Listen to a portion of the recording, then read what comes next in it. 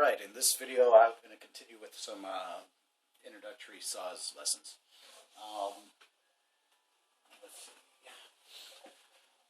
There's, like a lot of people I guess have noticed since my first videos on this, there's a lot of information or there's no information almost in English really defined on Saz.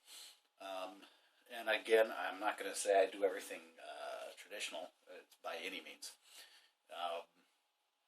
But what I have set up for now is a Baglama Saz, Baglama is pronunciation, tuned to our GDA tuning. So the very top two strings are G, octave apart, then D for the middle two strings, and then the bottom three are A. Alright, so GDA. Alright, so there's more than 12 notes on the Saz. It's a little different than Western music. But it's really easy to play a lot of stuff. You can start off with just playing on the very bottom strings, the pair of three strings. And then I'm just strumming all the strings together, holding the bottom string, using it as a drone note.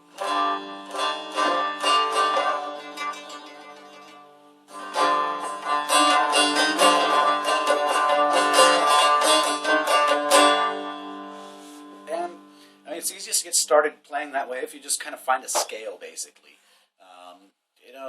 Have a Middle Eastern sounding scale will help a lot with this. So we'll look at I'll go by fret number.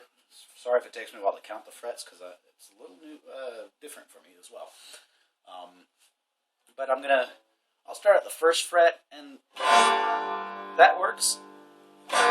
Second one's a different note we don't have in Western music. It's a microtone. Third fret, fourth fret. So I'm just going to count the frets like you would on a guitar. Let's start here. So I'm going to 1, 2, 3, 4, 5, 7th fret. Then I'm going to go to fret 8, fret 11, fret 14, fret 15. And what I did, if you notice the smaller frets in this range, I'm playing on the big frets, starting at, what did I say, fret 7, 8, 11, 14, and 15. So I'm playing just the big frets for now, just to kind of get started. All those notes will work together.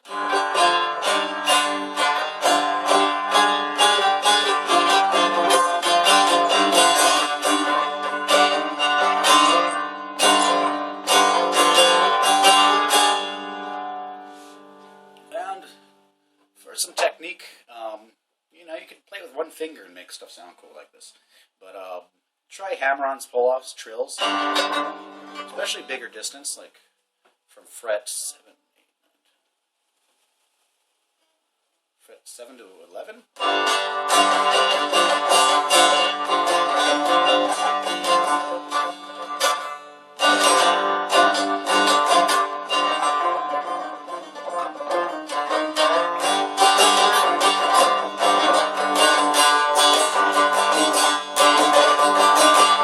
Once you kind of established, let's see, 1, 2, 3, 4, 5 frets, go to the next biggest fret. That's, let me have to count again. 1, 2, 3, 4, 5, 6, 7, 8, 9, 10, 18, 21, 22, those all work too.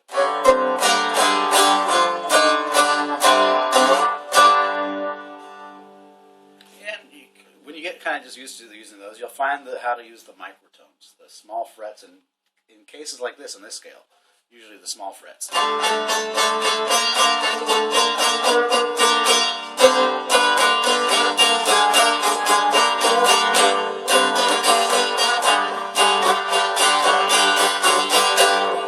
Microtones, I think, to most people's ears, used to westernized music, are going to sound out of tune.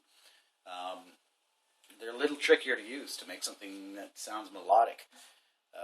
One trick, though, is to think of the chromatic scale, which is every note in order, and use them in a chromatic sequence. So use the standard notes, or A, B, C, D, F, and G, and the sharps and flats. And I kind of, work with a microtone note, which is like a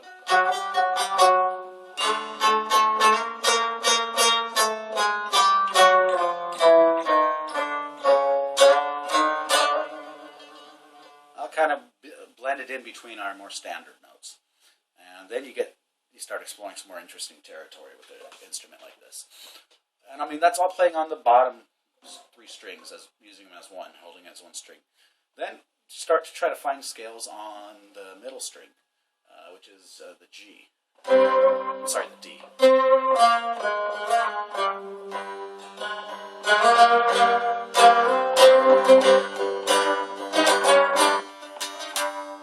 Okay, let's go back.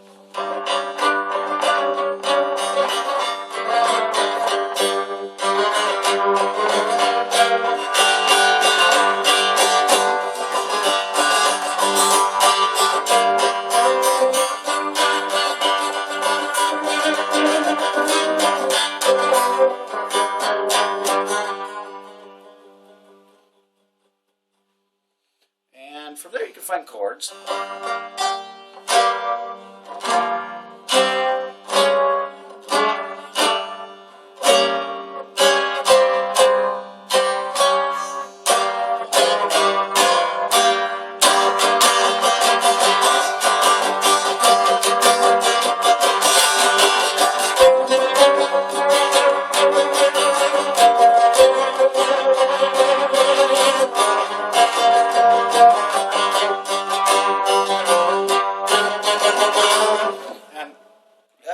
Pretty much any of the technique you use on guitar, whether it's vibrato, bending,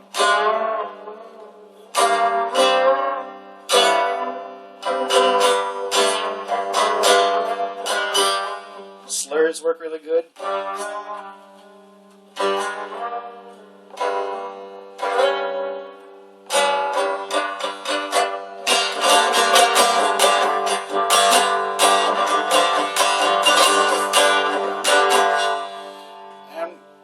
You'll see Baglama players use their thumb a lot. I'm not used to that so much, and I don't play that many 3-string chords. So, I mean, like I said, I'm not playing it traditionally. I'm playing it more like a guitar. But whatever works, works. If it sounds good, it's fine.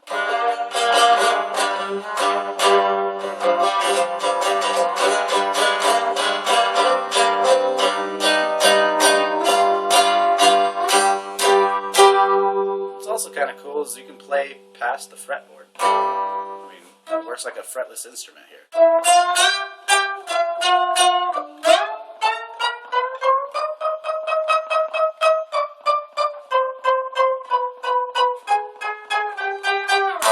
So you've got a pretty big range of notes when you consider that. And I mean, other than that, it's finding a scale to work with using drone notes. That's the easiest way to get started on it, make something out of it. There's a lot of different ways you can tune it. Before I started doing this video, I tuned it back to a standard tuning with the GDA. But I've used AAE, you can tune fifths, all sorts of different ways of tuning.